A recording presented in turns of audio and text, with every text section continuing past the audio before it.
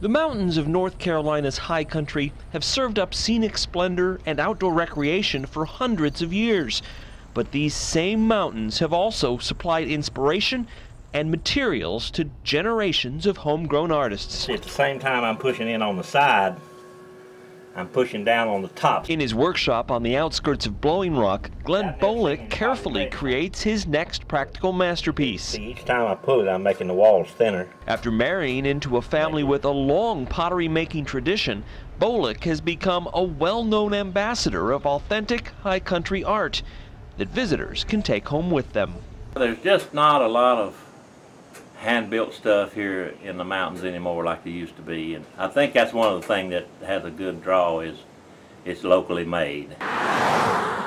Over in Ashe County, two struggling country churches literally became the canvas for a then unknown North Carolina fresco painter named Ben Long. But the artistic depictions of the crucifixion and Last Supper that Long painted here in the 1970s have since touched thousands of souls and changed the fates of both the artist and the walls he painted. Not only did these churches then suddenly become destinations for people from all over the state and all over the country, but also Ben Long instantaneously became internationally renowned. People come here because it is an expression of the Appalachian culture, the heritage, the arts. It just touches a lot of things. That Appalachian culture and heritage find their way into many artistic expressions in the high country. From the music that echoes through Sparta during the Alleghany Fiddlers Convention, to the Mountain Clogging performed several times a day at Tweetsie Railroad. I do not believe Tom Dooley to be guilty. And the true local story of love, betrayal, and murder acted out on an outdoor stage every summer.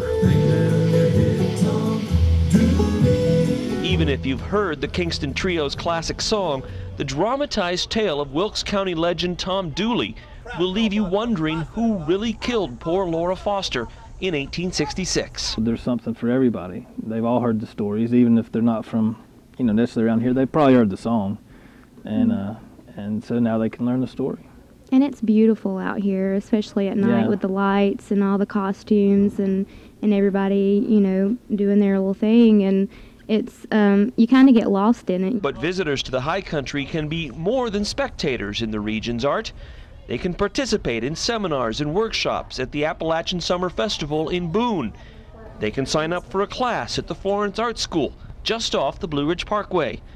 Or they can browse through the wares of dozens of artists at Blowing Rock's Art in the Park and take home a masterpiece of their own.